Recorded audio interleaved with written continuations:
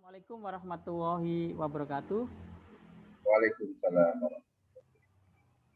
Baik pemirsa, pada kesempatan kali ini kita bertemu lagi dengan tema persiapan menuju guru besar yang terencanakan, dan pada kesempatan kali ini sudah hadir di tengah-tengah kita, yaitu Profesor Tulus Suryanto dari UIN Raden Intan Lampung, dan beliau juga seorang reviewer untuk guru besar ya, guru besar.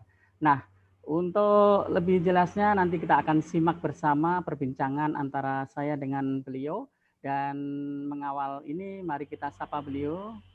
Selamat siang Prof. Tulus. Assalamualaikum warahmatullahi wabarakatuh. Selamat siang, Prof. Iya, terima kasih. Bagaimana kabarnya Prof. Tulus? Alhamdulillah, kabar sehat nih, Prof. Dion. Alhamdulillah ya. Baik Bapak, ini sehubungan dengan guru besar. Guru besar adalah impian dari setiap dosen di seluruh dunia untuk menjadi seorang profesor atau guru besar di bidang keahliannya masing-masing. Nah, tentunya banyak hal yang perlu dipersiapkan, banyak hal yang harus secara ekstra juga ya. Kalau sudah terencana, saya kira mungkin lebih enak, lebih mudah. Tapi harus diketahui bahwa memang itu suatu hal yang tidak mudah juga.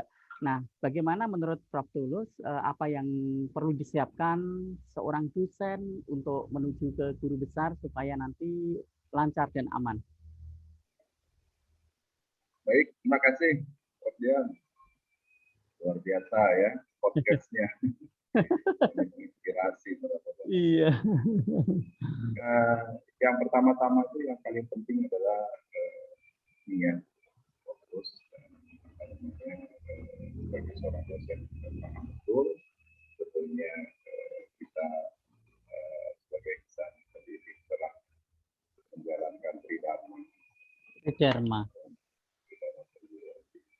Jadi persyaratan teknis ya yang perlu dipersiapkan itu adalah berdasarkan POAK Oktober tahun 2019 ya, yang terbaru, yang terakhir itu pengalaman paling singkat 10 tahun juga harus diperhatikan.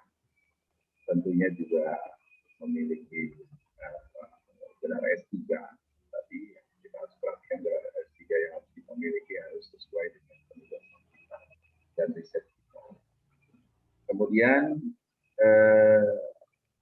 paling singkat SK doktornya itu ya, jasa doktornya 3 tahun. 3 tahun. Kemudian memenuhi angka kredit minimal 850. Kemudian memiliki karya ilmiah ya, yang dipublikasi pada jurnal internasional terreputasi. Artinya ada kriteria yang harus kita penuhi apabila kita masih di bawah 10 tahun. Ya. Nanti kita akan yang selanjutnya sudah lulus sertifikasi dosen, sudah harus dipersiapkan ya sertifikasinya dari awal juga. Itu yang terakhir adalah memiliki kinerja, integritas, etika, dan tanggung jawab pada profesi. Kita profesi yang barang. Iya, terima kasih Prof. Tulus. Bisa saya simpulkan tadi yang pertama bahwa harus berpedoman pada sebuah regulasi, di mana regulasi sudah ada dikeluarkan oleh pemerintah dengan PUPAK 2019 dan mengikuti yang terbaru tentunya ya Prof ya. Kemudian selanjutnya adalah melaksanakan tridharma perguruan tinggi, kemudian penugasan awal itu harus SK penugasan awal, kemudian kalau S3 itu sudah 3 tahun, kemudian diperhatikan syarat-syarat untuk masa kerja. Kalau 10 tahun lebih dari 20 tahun atau kurang dari 20 tahun, memenuhi PAK 850, kemudian memiliki karya ilmiah bereputasi tentunya yang kredibel, yang sesuai dengan aturan dari Dikti ya Prof ya. Kemudian telah tersertifikasi sebagai seorang dosen dan memiliki kinerja etika, rasa tanggung jawab itu ada di kalau dulu DP3, kalau sekarang SKK apa ya itu, untuk menilai kinerja, loyalitas dan kepemimpinan. Iya, oke. Kemudian selain itu adalah harus dipersiapkan sejak awal dari mulai riset, kemudian pengabdian masyarakat dan yang berhubungan dengan pendidikan pengajaran gitu Prof. Nah untuk gini Prof, di kenyataannya yang saya lihat itu banyak yang tertolak. Nah sebenarnya apa Prof ini ada masalah apa untuk bisa tertolak itu? Karena sisi lain dosen sudah merasa bahwa itu sudah jurnal reputasi, tetapi masih tertolak. Nah, apa namanya ya hal-hal yang bisa menyebabkan ini bisa tertolak, Prof? Pengajuan. Ya, terima kasih, Sofian. Jadi banyak hal yang membuat kita tertolak. Yang pertama biasanya setelah dihitung nilai hukumnya, kreditnya tidak belum mencapai 850. Kemudian syarat utama atau syarat khusus terkait dengan jurnal internasional bereputasinya belum diakui. Kemudian dalam beberapa karya ilmiahnya ditemukan unsur plagiasi. Itu juga melakukan submit kepada jurnal bereputasi sebaiknya dilakukan dulu kita tahu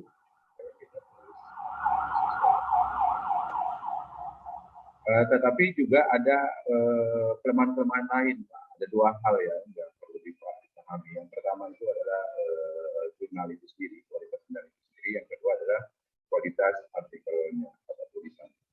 Untuk jurnal biasanya artikel itu disubmit pada jurnal yang disubmit pada jurnal yang kategorinya belum bereputasi atau tidak bereputasi. Ini juga harus dipahami oleh calon seorang profesor gitu, apa dan bagaimana jurnal yang bereputasi dimaksud bereputasi. Kemudian artikel kadang dipublish pada jurnal yang sudah di cancel maksud saya, kemudian sudah discontinuous. Seperti itu memang berbeda cancel dan discontinuous. Discontinuous itu kadang-kadang artikel itu masih muncul Pak Dion di tapi kalau cancel biasanya dihapus. Kemudian artikel publish pada jurnal yang tidak sesuai ya, dengan bidang ilmu pengusul yang biasanya juga ditolak. Kita bidang pendidikan, kita mempublikasi pada jurnal bidang ilmu dan skupnya itu bidang lain. Jadi tidak ada relevansinya, walaupun terbit tetapi jelas itu jurnal menyerang. Kemudian kelemahan dalam substansi atau artikel itu sendiri, karena tidak mungkin kita berpatokan pada jurnalnya bagus, tapi tulisannya justru tidak bagus ya, atau tidak berstandar ilmiah yang baik untuk berkelas guru besar. Pertama, artikel ditulis tidak sesuai dengan bidang ilmu penutur ya tadi. Kemudian artikel itu tidak punya nilai kebaharuan, novelty-nya juga tidak muncul. Ya. Jadi terkesan asal jadi. Kemudian rumusan masalah juga tidak jelas. Ya. Metodologi juga tidak jelas. Ya. Hasil penelitian tidak diurai dengan baik. Itu biasanya yang didapat oleh penilaian. Pembahasan kurang mendalam, simpulan tidak sejalan dengan hasil pembahasan. Walaupun jurnalnya bagus, biasanya juga ditolak. Citasi dalam kita mengutip itu juga perlu diperhatikan. Karena kadang-kadang kita mengutip pada jurnal yang belum ada yang mencitasi. Bahkan kita mengutip pada jurnal yang downgrade. Gitu. Kita mengirim kepada jurnal Scopus Q1, tetapi justru kita mencitasi skripsi presiden disertasi yang belum jelas ya dapat ditelusuri keberadaan. Kemudian daftar pustaka itu kadang juga sangat penting. Referensi itu jangan sampai up to date ya, artinya tidak ada batas kebaruannya ya. Karena ilmu pengetahuan itu berkembang terus dan selalu ada perbaikan dan perubahan-perubahan. Tentu kita harus melakukan penelitian terhadap update dari riset. Dan yang paling penting terakhir adalah bahasanya. Kalau kita tuliskan bahasa Inggris, kadang-kadang ada bahasa Indonesia yang tersendiri karena kita tidak melakukan proses dengan baik, jadi bahasa Inggris kurang baik, muncul mungkin bahasa Indonesia patut dilakukan proofreading, kemudian dilakukan dengan profesional dan benar-benar bisa menjamin kualitas itu terjamin. Itu Prof Dian biasanya ya. Iya, baik Prof Tulus. Jadi di sini memang ternyata banyak hal yang harus diperhatikan ini bagi dosen-dosen yang mau maju ke guru besar. Di antaranya tadi setelah disampaikan oleh Prof Tulus adalah harus kumnya harus tertolak itu karena kumnya belum terpenuhi kum yang ditentukan yaitu 850. Kemudian syarat khusus belum terpenuhi. Ya, atau belum ini ya, kalau sudah toh ada jurnalnya atau ada artikelnya tapi kurang baik atau tidak diakui. Dan hal tersebut tentunya ada sebuah hal yang tidak sesuai dengan kriteria dari yang ditentukan oleh seorang reviewer dan standar yang ditentukan oleh DPO-PAK. Nah, kemudian maka harus perlu memahami bagaimana jurnal yang kredibel, kemudian menulis yang baik, kemudian tertolak lagi karena tidak ada novelty, kemudian daftar pustaka yang out of date, kemudian tentang citasi harus diperhatikan, kemudian bahasa tadi ya, dan kemudian masih ada lagi tentang masalah kemudian hasil penelitian pembahasan yang kurang mendalam. Nah, hal-hal itu harus disiapkan oleh dosen sejak dini supaya nanti tidak tertolak ketika dinilai oleh seorang reviewer. Nah, untuk selanjutnya Prof, bagaimana dengan linearitas bidang ilmu dosen kalau mau mengajukan ke profesor? Linearitas, Prof. Bagaimana Pak? Kurang kedengaran? Ya, linearitas Prof. Linearitas. Oh, linearitas. Bagaimana linearitas ya untuk mengajukan guru besar? Ya, yang dimaksud linearitas di sini pendidikan.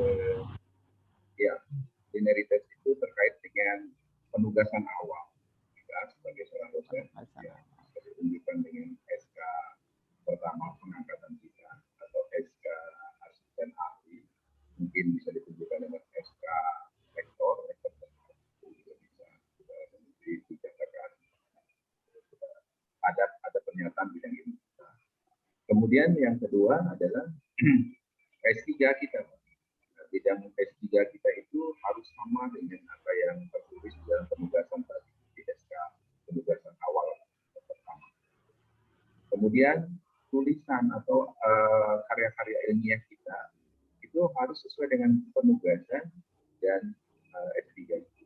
Jadi penulisan penelitian itu harus selaras. Jadi disebut dengan Big Angel linearitas. Ya, hal ini kesatuan dalam kita menjalankan tridharma. Fokus kepada ketiga itu linearitas. Itu Prof.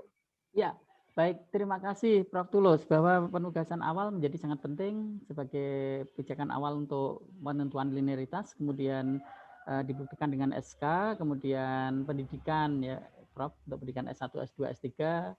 Kalau ingin tidak tertolak ya memang harus linear gitu ya Prof, harus sesuai ya. Kemudian karya ilmiah tentunya. Nah, yang terakhir Prof, untuk perbedaan pengajuan antara masa kerja seorang dosen menuju guru besar yang kurang dari 20 tahun dengan lebih dari 20 tahun. Bisa dijelaskan Prof untuk ini? Ya, jadi berdasarkan POK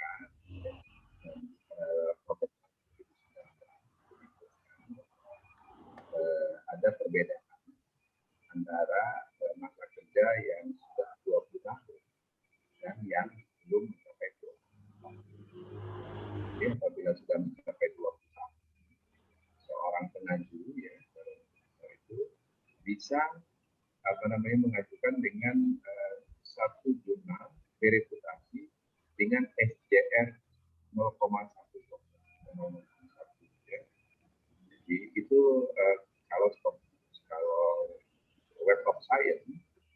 naiknya itu hanya 0,5 saja. Oh iya, sudah mencapai 20 tahun. Tapi apabila calon pengaju masih di bawah atau kurang dari 20 tahun, ya, tentunya itu agak lebih bertambah ya. Jadi sama persyaratannya dapat dilakukan dengan syarat tujuan internasional bereputasi dengan SDR itu minimal 0,50 ya.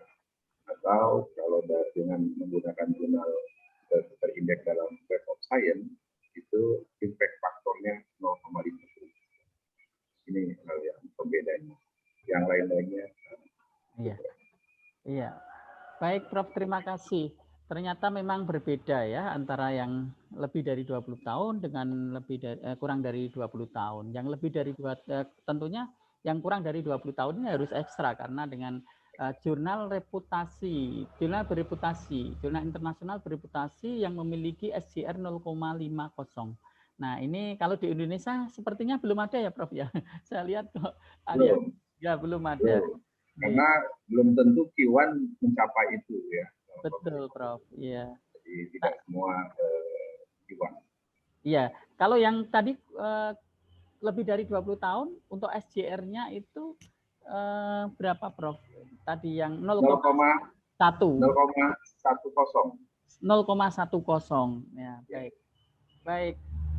Prof. Tulus, pada kesempatan kali ini saya mengucapkan terima kasih atas ilmu dan waktunya telah berbagi. Semoga ini bisa menjadikan inspirasi dan menjadikan teman-teman dosen untuk segera maju ke guru besar dan memenuhi apa yang sudah Prof. Tulus jelaskan sesuai dengan POPAK.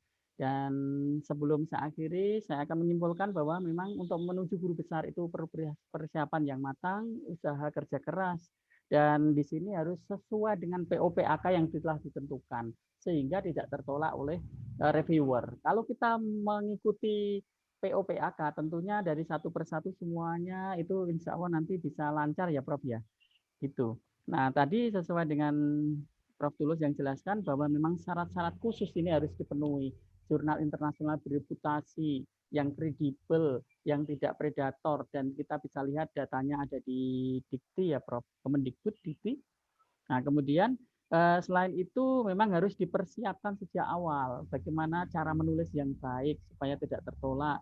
Kemudian untuk pendidikan juga kelinearitasan dari SK awal, pendidikan, kemudian karya ini menjadi penting. Jadi memang harus di awal sudah berpikir kalau mau ke guru besar aman itu harus ditertata, ditetapkan, ditentukan dengan POPAK yang ada.